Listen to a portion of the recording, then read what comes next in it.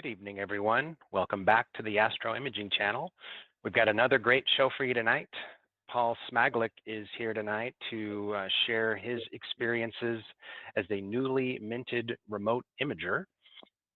But before we get into that, I will just go over briefly the upcoming calendar. Let me share my screen.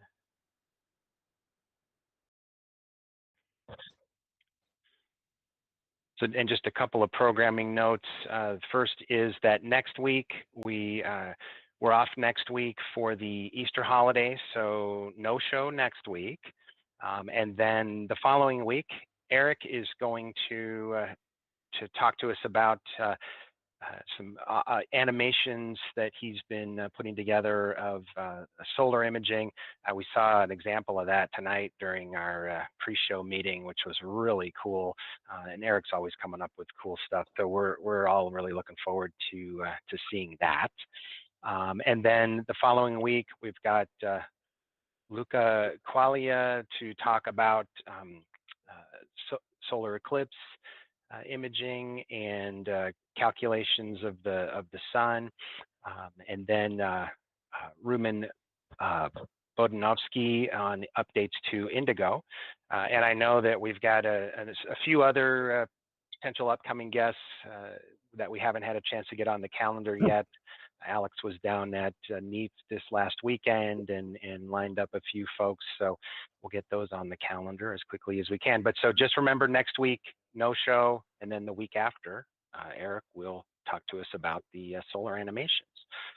So let me stop sharing there.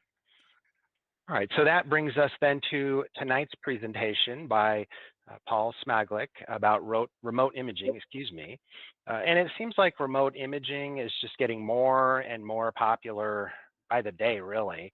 And that's thanks in no small part to the proliferation of remote observatories over the last several years, which has really made it realistic for us regular Joes to have a remote system.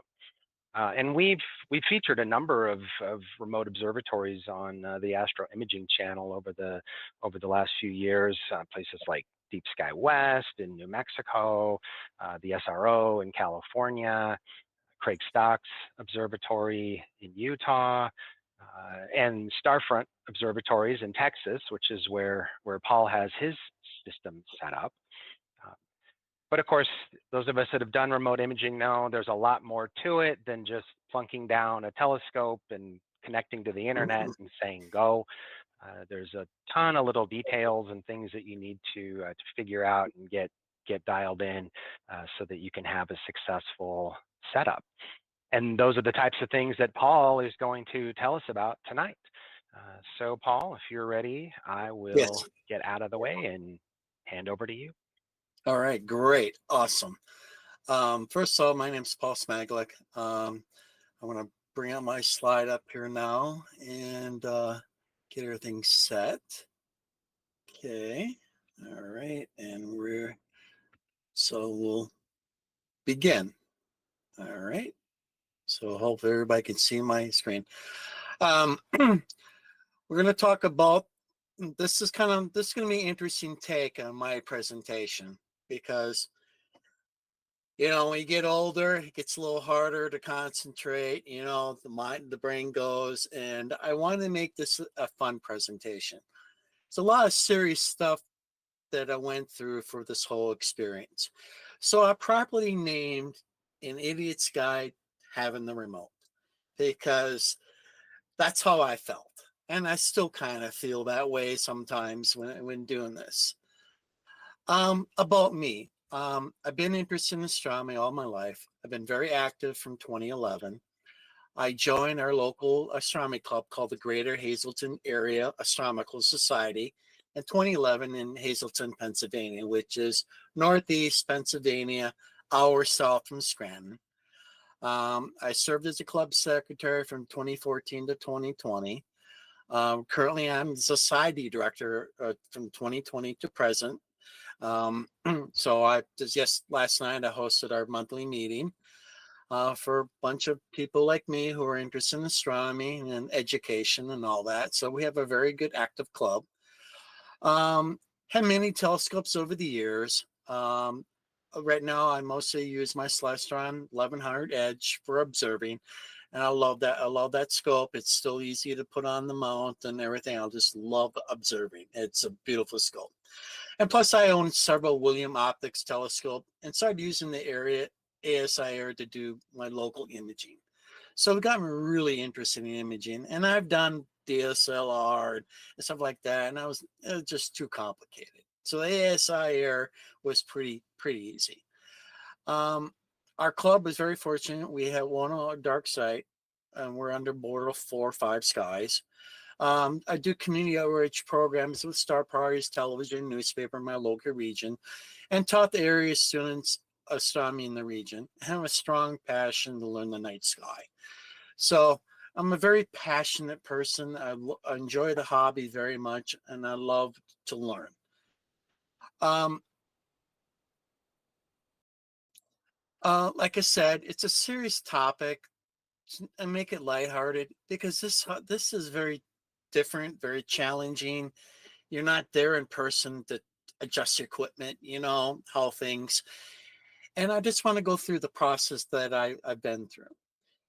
You know, the excitement, frustration of this journey, and you have to add some humor to this because it can get very overwhelming and very frustrating. And trust me, my head hurts sometimes when doing this. Um, Here are the topics I'm going to cover.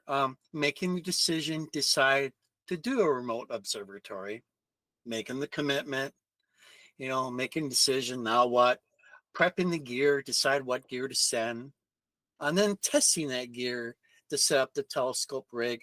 And then you got the nice packing and shipping, how to pack and ship. And then my thing goes, and then you got the great send off. Like I said, I got Starfront front remote observatories. Their arrival took 5 days of agony to be received. And then the confirmation from Starfront. The build, the setup, and then my big day, meeting night, testing my rig, will it work? All those little worries you have. And then the problems. Houston, there was a problem and stuff like that. Rotator cable too short, computer will not turn on, lights all green, all issues are fixed. And the next topic is blast off, I think, polar alignment and all that. And then Eagle has lasted, my successful imaging. And then N.I.N.A, what the hell, learning about N.I.N.A and trials and tribulation, how I'm overwhelmed with grief and frustrations. And then feeling like a rock star, everything's looking good. And then talk the big thing, the meridian flip, how important the meridian flip is. And then now what? More issues. And then after getting through all that, I've aged 10 years, I swear. Finally, everything's working. Got more wrinkles on my face. And transitioning from idiot to moron. So I'm a functional idiot. So I've kind of graduated to that. And then learning N.I.N.A, educating myself. And then everyone is taking better pictures. The jealousy rolls on in. Do I have friends? Discord is a very good channel to connect. And then the next thing is, do I have to process these? Oh God, PixInsight, really? Becoming the imaging God, watch out. And then my final slide, the answer is 42. I feel small amongst giants. So we'll begin. Making the decision, the contemplation. Now, for a long time, I've been looking to remote observatory, and I've looked at places like in Northern California, New Mexico, Utah, and they were like so out of my price range. I mean, we're talking, I got $10,000 scope with equipment, and I'm going to go send it somewhere and pay $800 or $600 a month. That's way out of my budget, And then last year, there was in the internet a lot of the news that Starfront was coming online, and Bray and his colleagues decided to set up a facility in Rockwood, Texas. And I like, the more I was reading, they start coming online in May of last year. And I was like really thinking, kind of do some research, you know, and it made affordable. My SEP is about $200 a month. I got a small rig, which, $200. Yeah, I can afford that. That works. So then the excitement builds. I'm like really excited and everything. And it just, your thoughts carry away, and it's like, oh yeah, this is gonna be great. My great opportunity to do a remote telescope. And because I live in northern Pennsylvania, it's always cloudy, and I'll get fortunate, I may get maybe 20, 30 nights in a year. I need to explore this further. So I'm gonna start leaning. So I reached out to Starfront. I've spoke with Bray several times, asked him a tons of questions, and it's just, what what I need to do, how should I ship things, what do I need to do beforehand, gave it some thought, waited a couple days, and asked more questions, between Bray and Nate, who works there. They answered all the questions I had. I told them what size rig and what I'm sending and so forth. And then I said, sign me up. Went on the website, made the deposit, and then my anxiety started raging. And it's like, okay, I made the commitment. I was in no hurry. They didn't pressure me to send it right away, which is great. They only charge when my rig is fully set up. So I didn't have to worry about paying a monthly deposit, a monthly rental until my gear was there. So that was a good thing. Okay, after making a decision, and this is all the other things that go in your head. Okay, I have too much stuff. What should I send? Deciding what gear to send. What's going to work? Got it. I'm sending this and I'm sending that. Wife's going to be mad at me because I just spent $1,000, all right, to make this work. Do I have enough USB cables? Are they going to be long enough? Feels like I'm building a nuclear reactor here and I'm ready to ship it off to war or something. And then, of course, as you get excited and full of emotions, and it's like, almost dropped something, almost dropped my camera. So I said, danger, don't drop it, Paul. So some nervous tension, excitement, the fear. So this is the equipment I decided on. I'm sending end of 2023 or beginning of 2024. I purchased the Pleiades, William Optics Pleiades 111 millimeter. Beautiful refractor. It's probably one of the best refractors I've owned. It's extremely heavy. Has 7 pieces of glass inside. It's heavy. It's a heavy mount scope. And then plus I got the guide scope. So this is my guide scope. It's a William Optics 63 millimeter, 61 millimeter guide scope. I know it's like overkill, but I just want to make sure the equipment that I was sending down was going to work. I don't want to send anything else down. And then I have an Eagle 5. I sent my Eagle 5 Pro, which I bought earlier. No, I purchased that in July. I purchased that in July of this because I wanted a computer system that's going to work in all conditions.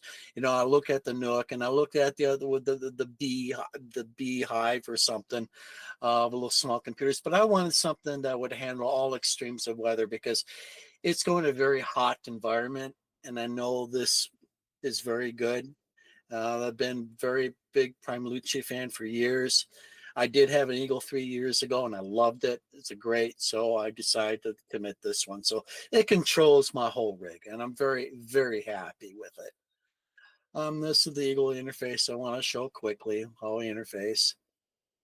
And then you send down an AM5 mount. I love the harmonic mount. I love the AM5. I just sent my regular AM5 down there. I worked with AM5 mounts and have at home here. I have an AM5N. I really enjoy it. I'm very comfortable with it. So I really enjoyed that. And then I got myself a Falcon rotator. So I've got that so I can rotate my images. And then I'm using the ASI 2600 MC Pro camera. And then I have a guide camera, a little more extreme side, but again, I didn't want to mess around something cheap. I just want to make sure it's going to work. So I went with stuff that I knew was going to be reliable for me. And then Deep Sky Dad flat panel, which I got, and all the presentations that had NIF, excuse me, that had NIF in there, they were at the NIF conference there last weekend. So I put NIF in there, and I did speak to the gentleman who owns and runs Deep Sky Dad. Very nice guy. I have a couple of their products, and I really enjoy it. Works well with my setup. So now testing the gear. So I get all the gear together. My AM5 is all set. My telescope is on the mount. Camera's all set. What are drivers? I had to make sure my ASCOM drivers were working with my AM5, with my guide camera, with with my my 2600, with the rotator, with the flat panel, and everything. So. And then, yeah, Eagle 5 computer challenges. There were some little challenges on there that I had to update some drivers in the operating system, which run Windows 11. And usually I work in the IT field, so Windows 11 has its own quirks. So I just want to make sure it passed all through my tests. Then, like my dark sky flat cover came in, I put that on. Everything together is working. Field tests, here I come. So I took it to the dark site for a couple of weeks, and I set it up in the field and I try to simulate how we're going to remote. I'm feeling good. Sky gods are giving me their blessings, and my 2-week testing is completed. Okay. Packing and shipping. One would think this would be the easiest part, but it's really not. Because you have to make sure you pack everything. It's going to be really careful because it's not coming from the manufacturer. You're sending it out. So, and I had a lot of equipment. I have a lot of money invested in this. So I bought a shipping container, and I know this is an expensive route, but I wanted to put everything in one container that I packed it myself. I'm wrapping up myself. It's my baby that I'm setting, getting very emotional.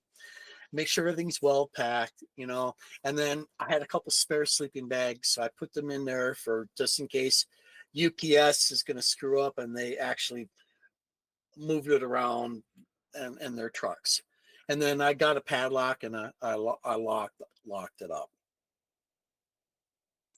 Then we do the great send off.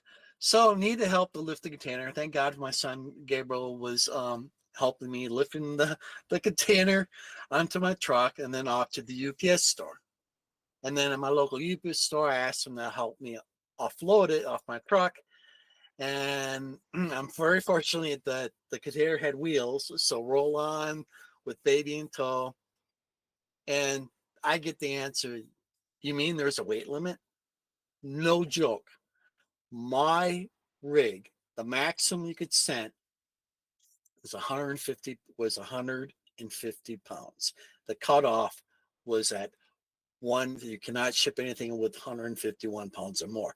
Mine came in at 149 pounds. The container came in was 60 pounds. Oh, my container was. So, and then it came the sticker shock. So it cost me under $500 to ship this, and you're kidding me. And I was under impression from the UP website it was going to be 350 bucks. Well, that wasn't the case. So, I'm committed. I want to get this right. So all the hard work was done by the staff at the store. So I paid the bill. Okay. The arrival. Okay. After I send it off, checking on I swear to God, checking the tracking status 30 times a day. I swear. Are you there yet? Paid all this money to go in the middle of Texas. It finally reaches Texas. And then 2 more days after I was in Texas, or I was in Dallas, right? And then I got 2 more days to arrive where I need to go, and go, what the hell? Texas is not that big, right? And then UPS tracking site, stop annoying me. Your equipment has arrived. So, and then I got Starfront confirmation, and the communicator with my it was arrived. Nate inspected it, nothing's broken. Thank the sky gods. I was very relieved that everything got in one piece, nothing broken.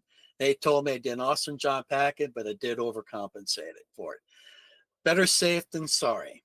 This is my baby. This is my toy. This is going to be the next joy from several years down the road for me. The build in the setup. Starfire was very fast. They were set up my rig. They actually had the day that came in, the next day they set up the rig, and I'm very grateful. Nate is an awesome person. He worked with me. As everything else, I sent an instruction mail, lots of pretty pictures and steps to follow. I'm a daddy, and they're my babysitters. So that's how I view. They're my babysitters. Take care of my baby. Paul, Yes. I have a quick question. Did you ask him to save your shipping container and everything, all the packing with it? Yes, they saved it, and I had to pay back. They sent my container back to me, which I had to pay. Yes, most definitely, I had to pay that. I should probably have said that. Yeah, they sent everything back to me, and they held that equipment, my container until I was ready, and they had it for a month, and I paid and pre-shipping, and I got it back. So that was cool. No problem. Nate told me the rotator was on backwards according to my picture, so he put in the correct direction. I said, go for it. All together. Now let's focus on guide camera and polar alignment. My big day, night. Overwhelmed with excitement here, literally coming out of my skin. Where do I start? So I got all these thoughts racing in my head. It's like, okay, Sarah, I got my telescope there. What I gotta do? What I gotta do? Calm down, breathe. And then I went through my steps, check the power, the computer, make sure my cameras work, everything's connected and working with N.I.N.A. Guiding is working. Scope is communicating with N.I.N.A. By your command, can remote control all system. My first target, M31. It works. So, Houston, there's a problem. They had a power outage. I ordered a UPS battery installed. My thing glitched during the night. They had some power issues. I purchased a peer camera so I can monitor what's going on there. So it was highly recommended. So I purchased through Starfront and then installed the peer camera. Very grateful. Use it all the time. The one highly recommended thing: get a peer camera. You can monitor your equipment. Then Starfront had some roof issues, and then internet issues. There were some internet issues they were having. They were doing some updates. Eagle computer not turn on. What happened? I shut down my Eagle computer, and I tried to turn it on. It wouldn't turn on. And the reason why, I forgot to set in my BIOS settings to make sure that my computer rebooted when you turn it comes on when the power's back on. So learned a lesson. Nate helped me on that. Guide scope was out of focus again and again. Had problems with my guide scope. It kept losing its focus. Discord, Starfront channel changes were being made. Starfront ticketing system sucked. They finally replaced it with their own ticketing system, much better. They just got overwhelmed with tickets, and it took a longer time doing through the Discord. Lights all green. All physical connections are working. Windows device drivers are working. N.I.N.A devices all are working. Get ready for the trial run. It feels like I'm ready to launch a space capsule. Ready for rocket launch here. That's how it felt. Blast off, I think. I'm having N.I.N.A success. Learn how to do the basic sequencer success. Image run completed. So I'm getting some success here. Eagle has landed. N.I.N.A successfully did a full run. Perfect autogyne, homing the mount, image inspection.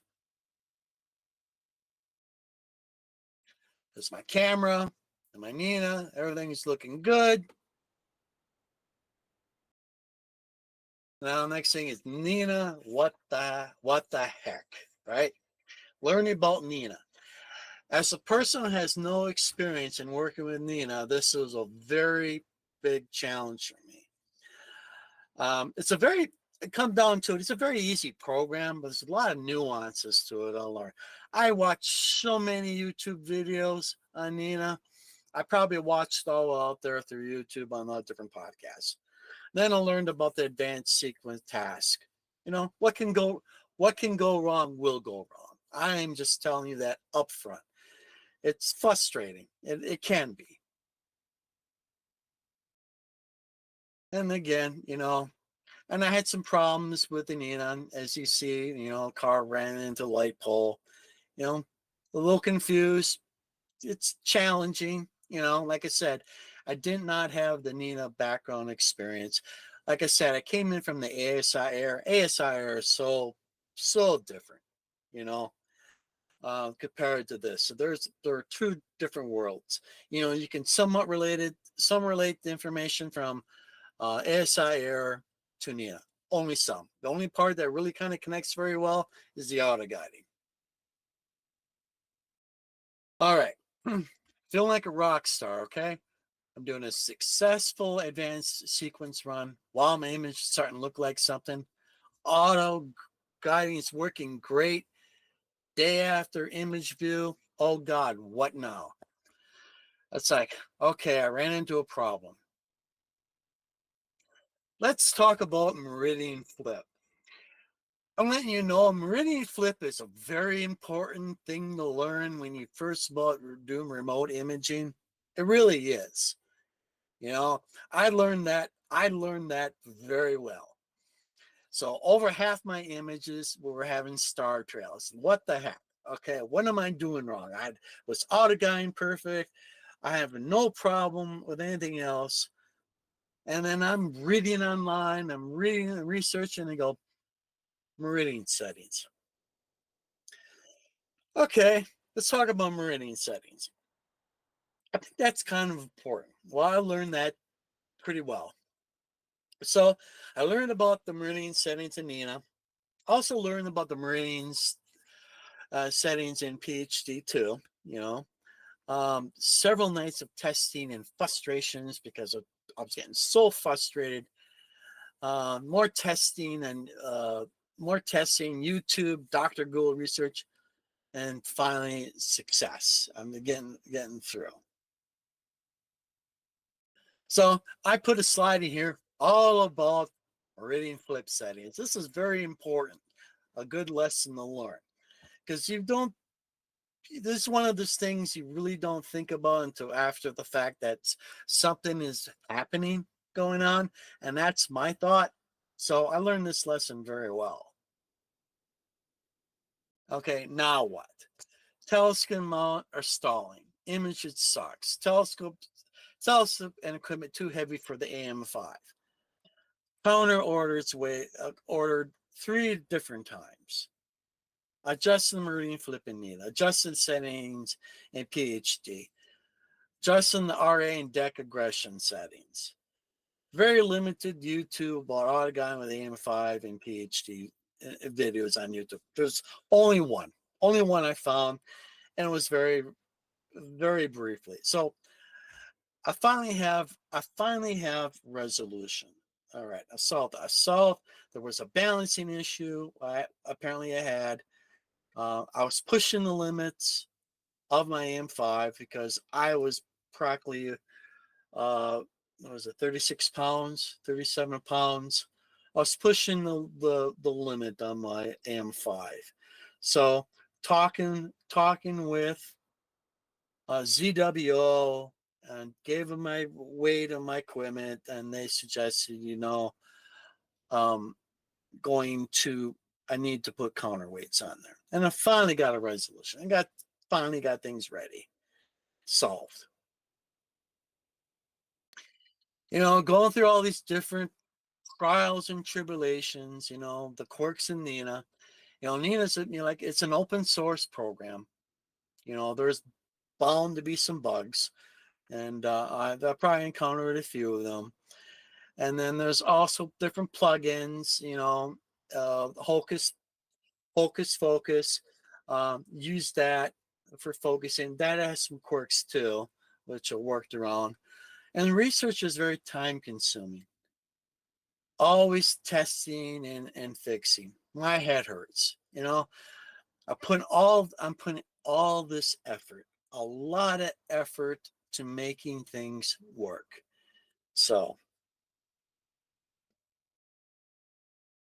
okay, transitioning from idiot to moron. I feel like I graduated from a big important step during this process, finally making process and understanding how N.I.N.A works. Moving forward, my understanding of that advanced sequencer in N.I.N.A. I can now instruct others on operation on mode hosting process. Sometimes I still hold my breath on my imaging results. Everyone is taking better pictures than me, right? I thought I'm going to be this rock star, could be cool, and come out, go on Astrobin. My images are very disappointing. Starfront community posts, and they're pushing all these great pictures. Everyone else's pictures are better than mine. Is this worth it? What am I doing wrong? All those thoughts going through your head. And again, it's part of me being impatient, work through the process and everything.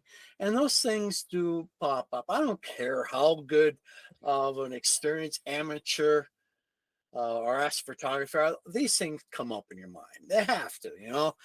I've seen people that spend hours and days on one image, to be the perfect, and I get it. They want to be the best representation of their image and their work to do it. And I wanted mine to do the same thing. I didn't want mine to be hokey or, oh, that's bad, don't do this. And then do I have friends? All right. I live in a very, very rural community. I have a lot of people around me that do astrophotography. I have some friends that do it. Try and make some connections. And then working with Discord. Sign up Discord, Starfront channel. People very friendly and willing to help me. I'm very grateful. There is a hierarchy, and I found out most of the imagers that are a very wealth of knowledge. And some of them they're very good and stuff like that. I found out some of them will not help you, and there's a bunch of other ones that will. Trust me, there's more that would help than everything. So, and the other thing is I get to help others too, and I go, yeah, I ran into this. This is what I did, and stuff like that. And next thing is, do I have to process these now? Excuse me. I have all these images. They look great in raw FITS format. They look beautiful, right? Stacking images is a learning process. Using Deep Sky Stacker, working how to use an application. PixInsight. Oh my God, where do I begin? So complex. I feel so lost. PixInsight is very, very complicated software to process images. It really, really is. And it's a very, very steep learning curve. There is. However, that being said, I made some really good friends on YouTube who do very, very well on teaching me how to process my images for the first time and to do it successfully. And I can name about a dozen raw off the bat that helped me. And very patient, they're working, asked a lot of questions and everything. So I kind of got it down to a listed form, the instructions I follow. And now I'm learning, I can adjust it more. I feel comfortable. It's worth learning if you want to control the whole process of how you do your images and stuff like that. PixInsight's a good tool, but be very prepared. There's a very high learning curve with that. There really is. Until you work with it for a while, you'll know what I mean. Tons of questions, tons of issues, making progress. My first image is outstanding. And there we go. This is one of my first images of the Andromeda Galaxy. And I did this in PixInsight. I'm very impressed. I love it. I think it looks great. Could be done a little bit better. Yeah, could be. But I'm happy with it. My representation, what I took this picture of, is what I am comfortable sharing. This is what I did. And I feel very proud of my hurdles and challenges that I went through to be able to get this picture. And if anybody who's gone through this process of setting up a remote scope and get to this point, you got to be proud. You have to be proud of yourself. I'm very, very proud. Becoming Paul, an image. Yes. I would tell you that every one of us has gone through this. Well, I can know. Every one of them. We all start the same way with confusion and then work ourselves up to, well, wherever as far as we go. So you are not alone. Oh, I get it. Becoming an imaging god, watch out, process my own images from Starfront, still making lots of mistakes, but this is always will be a learning process. And I can accept that. I really can, I can expect some challenges maybe with my rig, maybe I expect some challenges, maybe with my Eagle 5 computer, I can expect some challenges with N.I.N.A. I expect challenges, and for my auto guiding, that's okay. I expect, but I'm not more comfortable going through this and know what's going on. I have a better understanding, a very, very better understanding and how to do remote imaging than I first started out. It's a very interesting process. All right. And here's some other pictures that I've taken, they're pretty good. The California Nebula, the elephant trunk, Pleiades, the Christmas tree, and the Flame Nebula up here.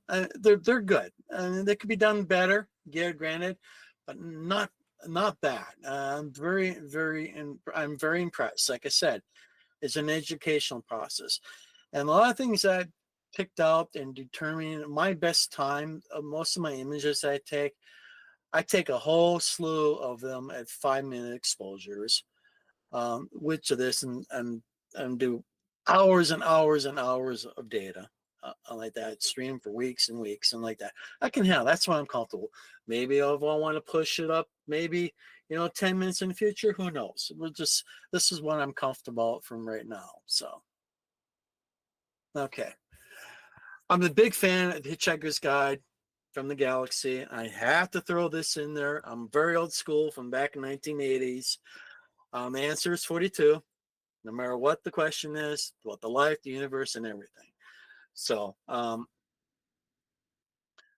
just want to say thank you for watching this kind of interesting presentation. I just wanted to explain and tell you how I felt during this whole process. If you're starting to be able to do the process, I want to kind of set your mind, have a mindset that you're going to be going through all these challenges too.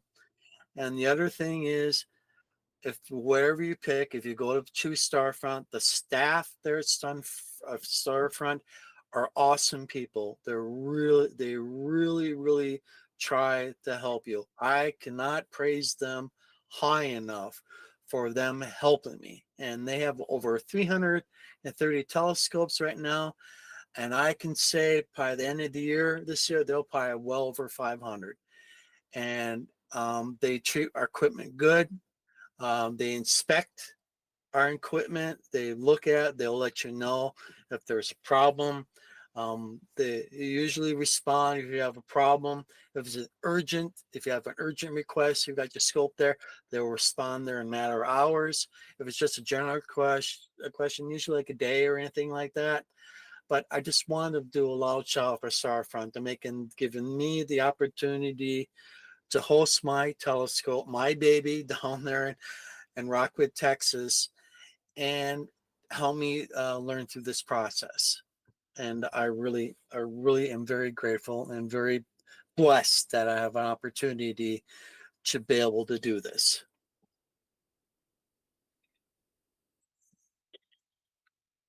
Well, thank you too, Paul. That was a really nice presentation. So, and just looking at all the details that you went over, I mean, you clearly put a lot of thought into your setup and making sure you had all the equipment you need and getting your software all dialed in. And so that's pretty impressive.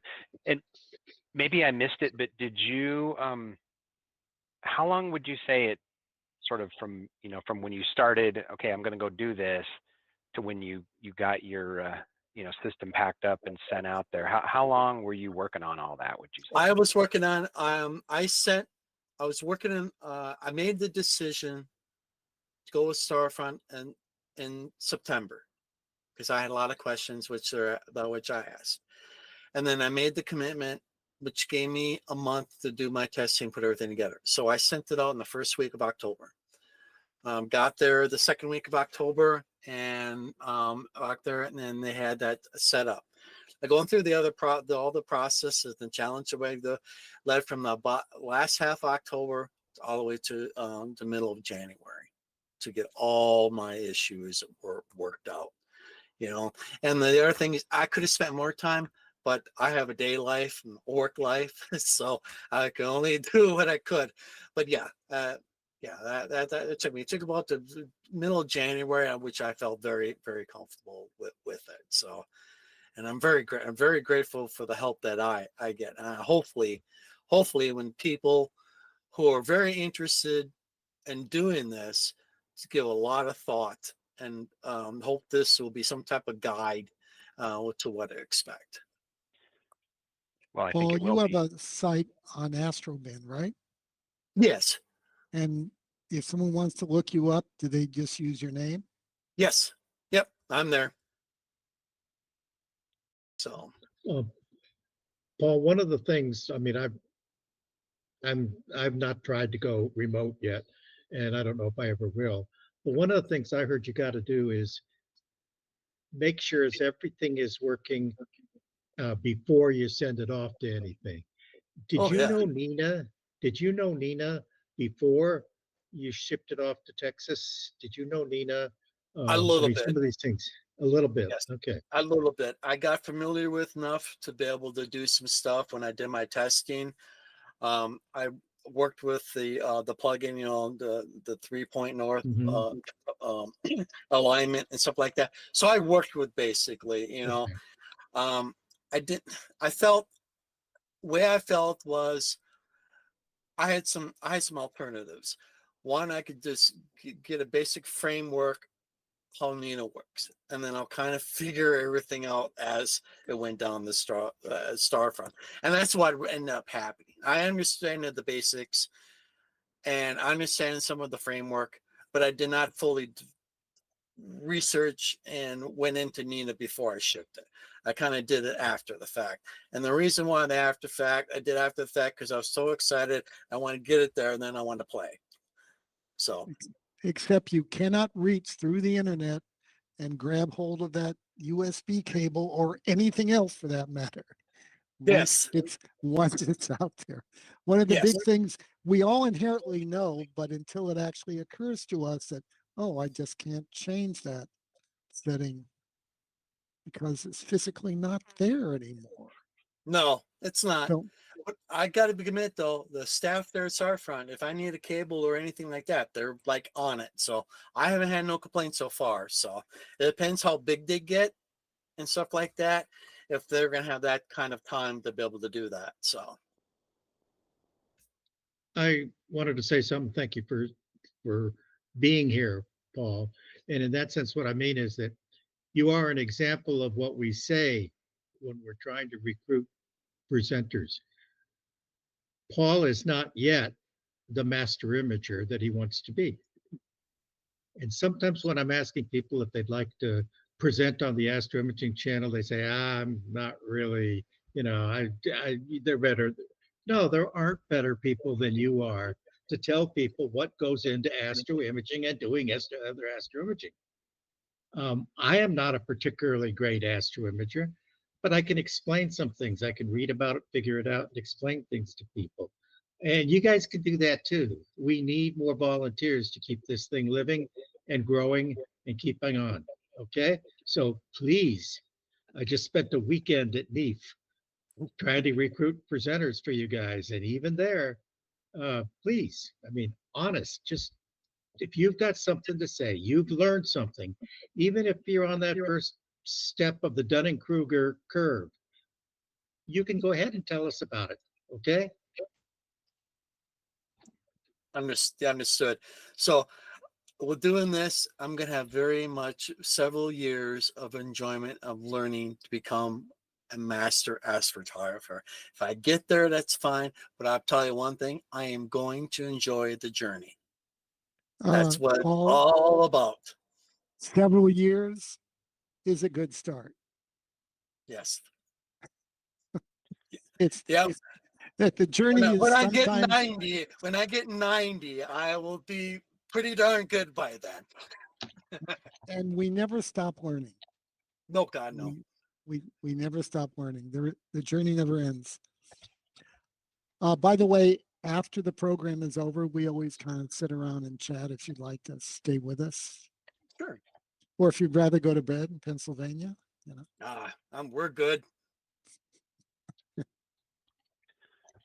All right, great. Well, looks like I think we've got the questions addressed. I think we do. Got what do we have? Oh, we got a question coming in. When shipping your equipment, did you take a look at pirate ship? They typically have rates much cheaper than going through UPS. Pirate ship. Yeah. Yes, I did. I looked at private shipping companies, and where the town I have, they want you to pay for the lift gate up, and then there's like the nearest hub for a lot of them is Allentown, which Allentown is an hour away, so they charge an extra fee for that. So it would end up almost being the same. Yeah, I looked at that too, and yeah, it's about the same. I probably would have saved $75 maybe.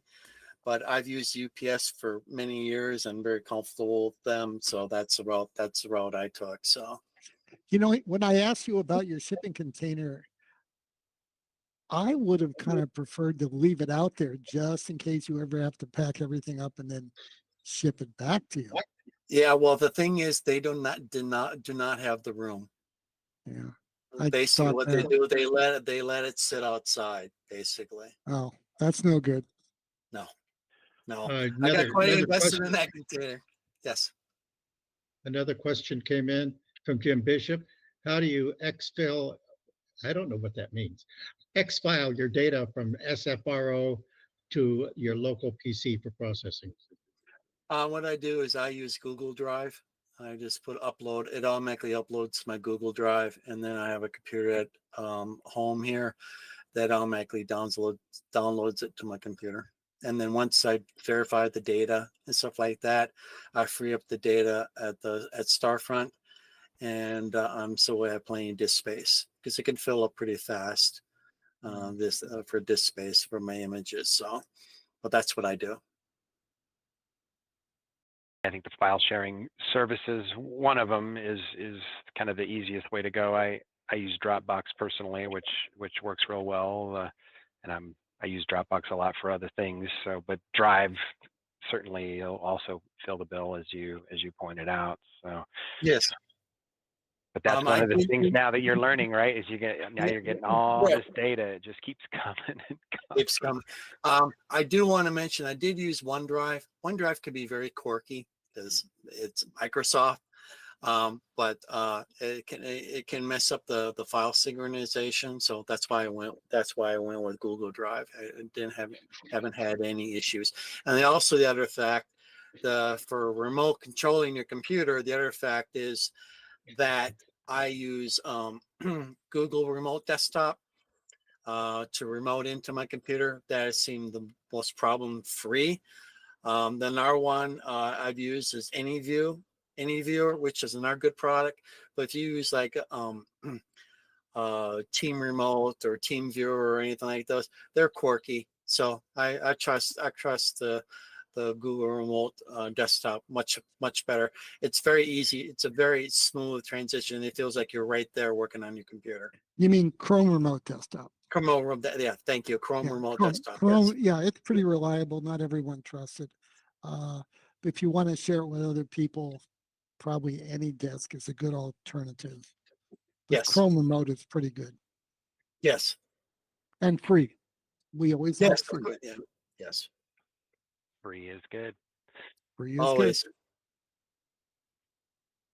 Well, all right. Well, looks Okay. like that is it. So just other than some more kudos on the presentation, Paul. So thank you again for coming on. And as Alex said, it's always nice to get new blood like yourself on. And, we learned something new from everyone that comes on. We've had other people talk about remote imaging, but there's always little differences and details. And so, like you mentioned with your particular mount, you had trouble finding an example of someone who'd used it with PhD 2.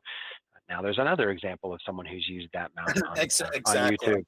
So Exactly. So all right. and I hope in the near future I can do some other presentations too and stuff like that. I've been monitoring this channel for a while now, and I definitely love the content. So that's why I felt obligated to do a presentation on what I've been through. So Well, we'd love to have you back anytime. So with that, we can sign off for tonight. And just again, remember next week, Easter, so no show, but we'll be back in 2 weeks. And Eric will show us all about his really cool animations of his solar images. looking forward to that. Maybe. All All right. right. We're saying good night. Good night, everyone. Good night. See you in 2 weeks. Have Happy a good Easter. night, y'all. Happy Pesach, if that's your gig. Happy Easter. Happy Passover. Yes.